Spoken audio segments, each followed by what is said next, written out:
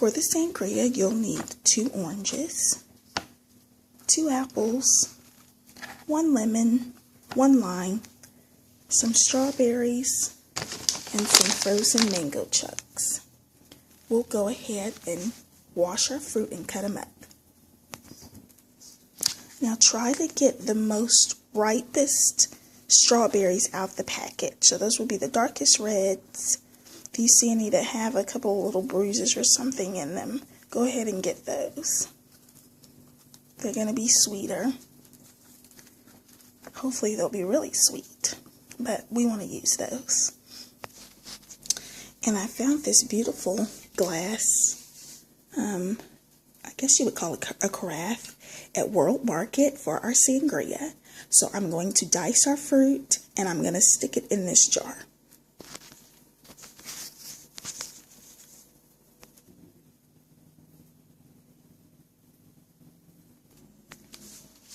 Now you don't want to chop your fruit too chunky because some of this fruit is going to be served in the glasses.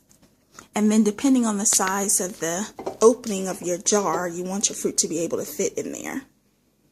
So you want to make pretty fruit.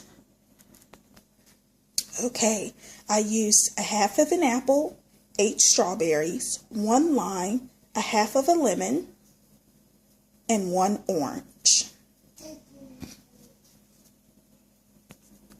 Now we're going to add 2 tablespoons of sugar. And now we're going to add 1/2 cup of brandy. Give that carafe a couple of shakes to mix up all those sugars, the brandy, and the fruit. And we're going to let this sit in the refrigerator for 6 to 8 hours. And then we'll add our wine. The wine that you're going to want is a Burgundy. Burgundy, several things about wine. Now, I know I've seen bottles of wine that say Burgundy. That would have come from the Burgundy region of France.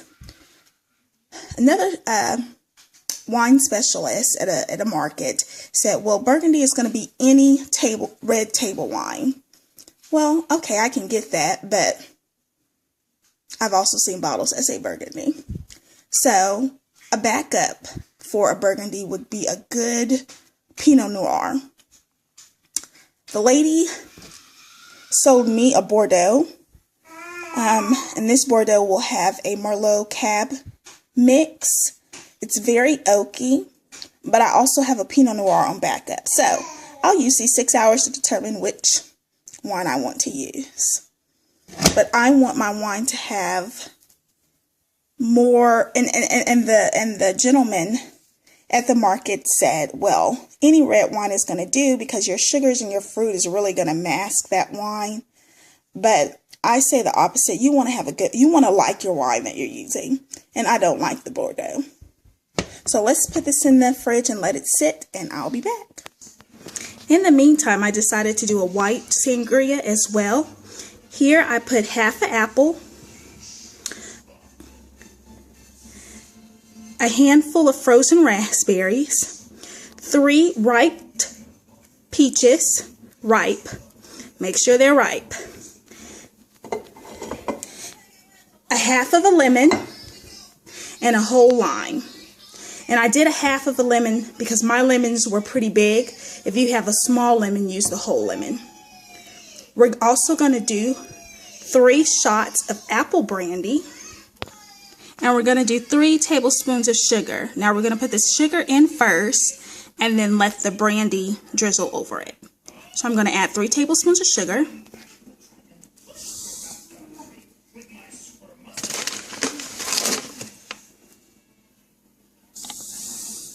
Okay, that's 3.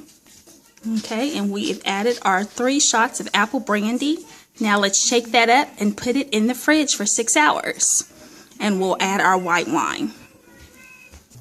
It has been 6 hours and it's time to pour the white wine in the white sangria. I've poured a little bit of the mixture in a glass. I just wanted to taste. Oh my goodness, so good. You can really taste that orange, or excuse me, that peach That ripe peach with that apple brandy. Oh my goodness, that is so good. Okay, so with the white sangria, you'll want a Rioja or some other type of Spanish dry white wine. I let this chill so it's cold. It's been approximately 6 hours since our brandy and our fruit and our sugar have set. So I'm going to go ahead and pour this bottle, and you'll just need one bottle.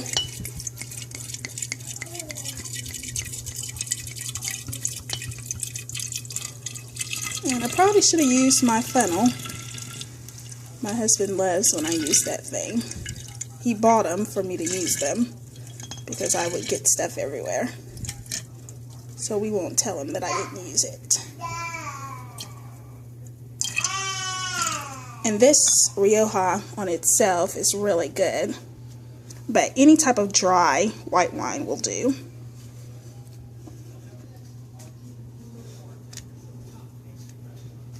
Oh my goodness. And so we're going to let this sit for another 2 hours. And of course I'm going to switch this around. But another 2 hours. And we'll be back. And really shake it around to get, I had some sugars coated at the bottom. So really shake it around and get those sugars. This is the mixture for our red wine, and of course I gave it a taste. So good. That strawberry really comes through. It tastes phenomenal. We're going to let this sit a couple more hours before we add our red wine. Alright, it's been approximately 8 hours and I have added the red wine to the mixture.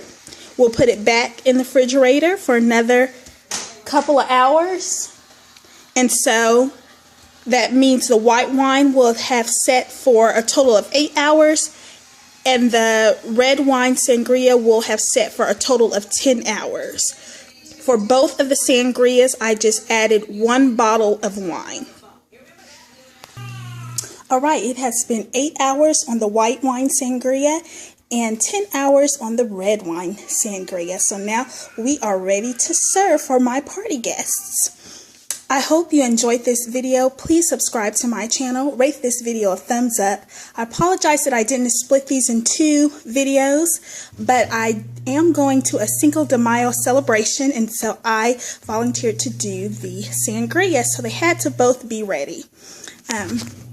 I hope you enjoyed it. I want to give a homage or tell you that the red wine sangria recipe came from Alton Brown off of Food Network, and the white wine sangria recipe I gave reference to Rachel Ray's white wine sangria recipe, but I did mine different than she did hers.